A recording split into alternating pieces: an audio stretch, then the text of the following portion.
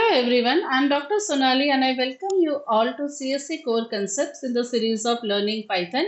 In my previous video, we have discussed about handling functions in Python, and now we are going to discuss about recursions, a very important property a function allows. Let us first try to understand what is the use of recursion, and then we will try to figure out how to perform recursion. Keep an eye on this video and do watch it till the end because we are going to discuss some interesting examples. I'm going to demonstrate them, and of course at the end there is a small quiz coming up for you for your self-assessment. So let us get started with recursion. So when a function calls itself, it is called recursion. Now why do you think a function would require to call itself? Let's say for example, I have a big task which I need to break down into smaller tasks. But the smaller tasks which I am breaking it down, all are identical.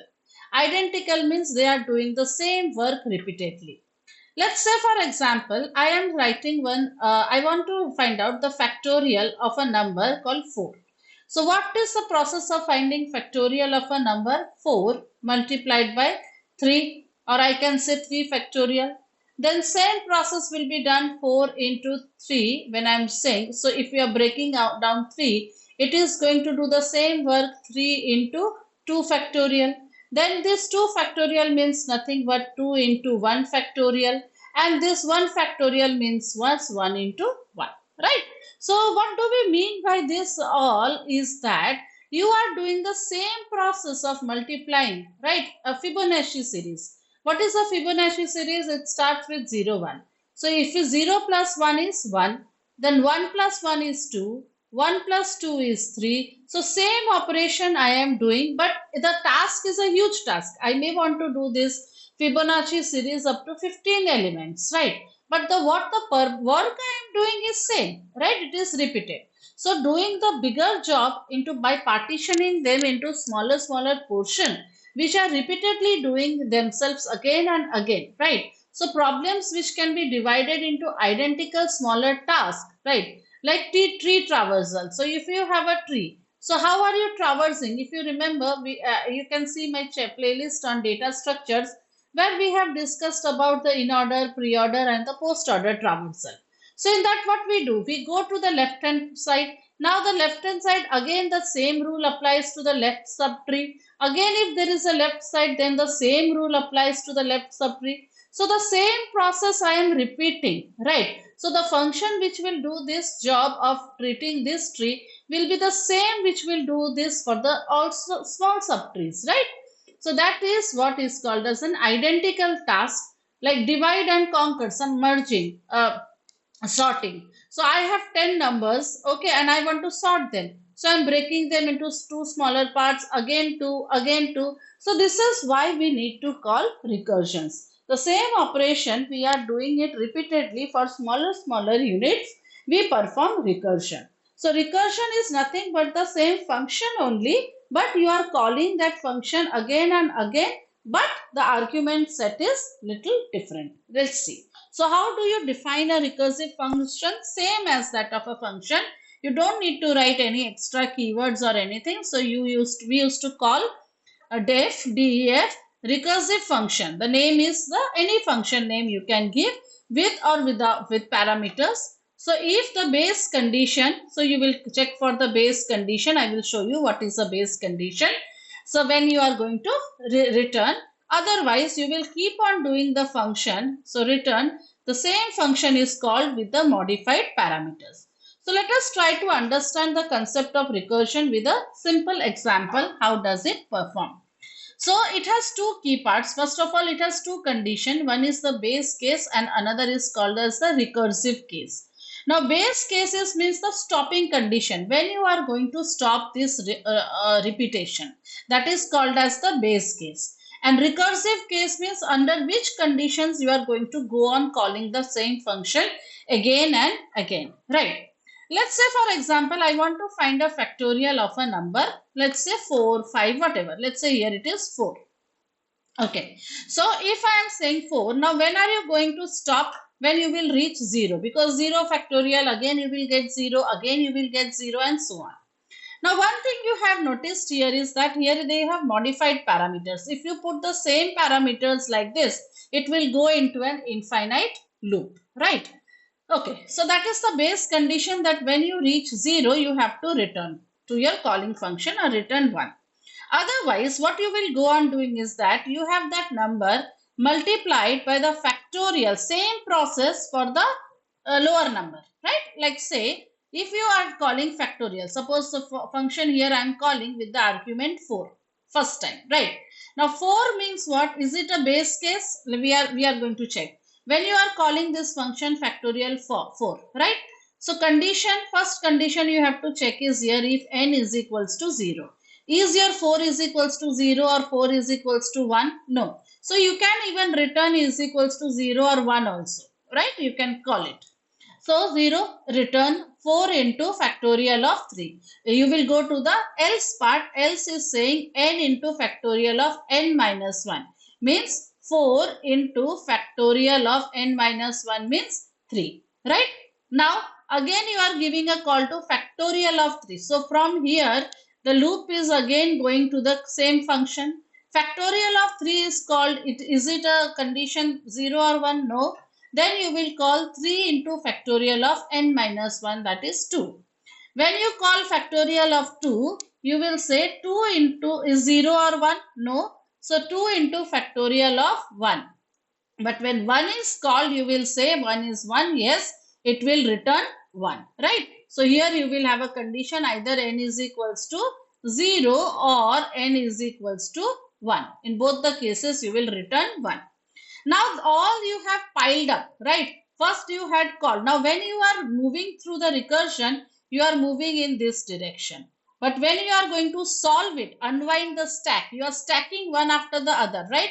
So when you are unwinding the stack, you will go in this order. So for your stack, who is at the top? Who is at the bottom? This one as the bottom, right? Above that this condition came, above that this came, and then at the end this came. Understood? So this is the base condition where you have stopped. So first of all, who is at the top here? Who is at the top? This one is at the top. So 2 into factorial of 1 will be solved first, right? So 2 into factorial of 1, factorial of 1 has returned 1. So 2 into factorial of 1 is equals to your 2, right? It's okay. Even if you don't put here n is equals to 1, then also no problem. What will happen is it will become 1 minus 1, 0. So anyway, it will become 0 only, right? No problem. Okay. So if you are writing here 2, then you will solve. Then this will go as an input here. So 3 into 2, see here. So this has been resolved to 2. Now above the stack, who is there? Next part in the stack 2. So 3 into 2 factorial you have done. What is the answer of 2 factorial? 2. So you are saying 3 into 2, 6. Now this one is what? 4 into 3 factorial. What is the answer of 3 factorial? This is the answer of 3 factorial is 6. So you will do 4 into 6, 24. So this is how you are unwinding the stack, and at the end you are getting 24. Right? So this is very interesting. Writing the calling the same function again and again. So you can see here, you can even write this piece of code on your own also. So you are saying factorial, let's say you are giving some number n whose factorial will be called, right? So you will be computing. So if you are saying if n is equals to 0, this is the base condition, you are returning 1. Else what will you do is that you are going to return, what you are going to return? N multiplied by factorial of n minus 1, right? So this is what you have done. So this is what you have done it, calling the function, creating the function. Now when you want to call the function, you can simply call it as print, what you will call factorial, and you can give the argument, let's say 4. Right? So you are getting the answer 24. Understood? So this is how you can call recursively. Now the question is that this process could easily have been done using a loop also, right? If you are writing the for loop also, that for I is equals to 1 to n whatever, so n is equals to n into n minus 1, you can call this function repeatedly. For using for loop also this can be done very, very nicely. Not a problem, right? But why are we using recursion and what cases? What is the difference between them? See, when the problem is can be solved using loops, do use loops, because when recursion depth is large, a stack overflow can occur. Here you are doing it for a factorial of, let's say, 4 or 5, nothing like that. But if I am finding out factorial of 1000, so you imagine how much my stack will go on. So I don't know the stack condition, so it may overflow. And critical function call overhead. Function call overhead is more than a loop overhead. Understood? So it will go higher. So recursion means you are calling the function itself. Iteration means either you are using a do loop, for loop or a while loop. Memory usage is more in function call, but in iteration it is less. Slower, recursion is slower because the overhead you have to do lot of processing. Iterations are faster than recursive. Best used for problems like tree traversal, divide and conquer, this type of techniques. And if it is in a sequence, then it is easy.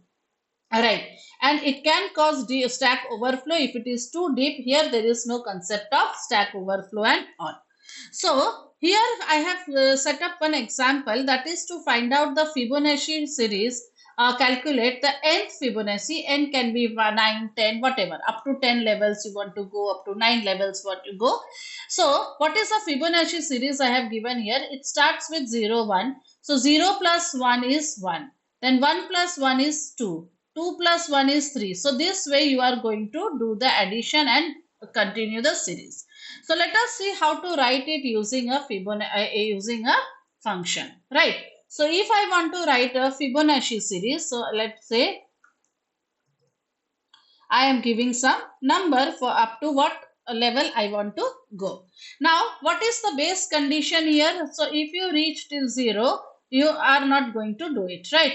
Otherwise, if you have 1, then also you will return 1, because first time it will be 0, second time 1, like that, right? But otherwise what you are going to do is that you are going to add the previous two numbers. So if you have like this 0, 1 and this one is n. So how you got previous two numbers, that is n minus 1 and n minus 2.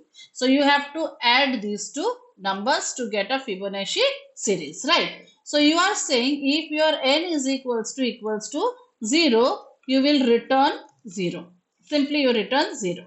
And if you have another condition here, if n is equals to 1, then you are going to return 1, right? Else what you will do, you are going to return what? You are going to return your Fibonacci of n minus 1 plus we are going to add the 2, right? Fibonacci of n minus 2, right? So this is what you are going to do. Now if let us give a call print, I want to go to 10 levels, let's say. So I am saying Fibonacci up to 10. So what will happen here is that it is stacking. So first time when you are saying it is 10, right? So is your 10 equals to 0? No. Is your 10 equals to 1? No. So you will return Fibonacci with what? 9 and okay. So you are doing it and I hope you are getting it. 9 and 8. Okay. So 9 and 8 you are going to add. This is the final answer, right? This is the final answer which you will get the last value, right? So this is how you can create it. Understood? Now if you do not want to use a recursion, right? If you do not want to use a recursion, then how are you? Okay. So let me just finish it off. Okay. So this will be an addition of these two numbers, right? Then again you are going to have the next series. Next is n minus 1, n minus 2. Again you are giving a call to Fibonacci n minus 1. So this control will go over here, right? When you are giving a call, n minus 1 is what? Here it was 9, so it will become 8, right? Then 8 and this is 7. So this way you are stacking it up one by one. Now the same Fibonacci series you can also do using without recursion, using simply let's say a for loop. Okay, that is iteration. So what you have done, you have called the Fibonacci series with n. We have initialized the first two values 0 and 1. So I am creating a series, right? Fibonacci series. So I will show you just a minute. Not here. I want to insert a code. Let's say I am saying Fibonacci. See, iteration. Okay, and I'm giving the number as a n. I'm giving the argument. Now I have two variables a and b, which I am declaring them to 0 and 1, and I have a series. I am creating a series, okay, which I am initializing it with 0 and 1. Now what will I do is that I will generate for I in range. I will start from I to n minus 1. Okay, I will go to n. Okay, what will I do over here is that I am going to append to my series. So series dot append. We have that function series dot append. What will I append? A plus b. To the previous two. So initially a is 0, b is 1. So it will become 0 plus 1, 1. It will get appended. Right? And what will I do here is that next time my a and b will get updated. A will become b and b will become b plus, a plus b. And of course we will, so here you can return series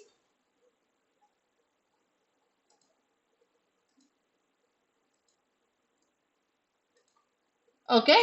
So you can call your print Fibonacci underscore it of what we had taken 10, right? So the same I have done it using this was the sum. This is what we have done, the sum, addition, right? So that is why it is giving me a total of 55, right? So you can see the Fibonacci series like this, right? So I hope you understood how to create this. Okay, so we have discussed about the very difference between our with recursion and without recursion, right?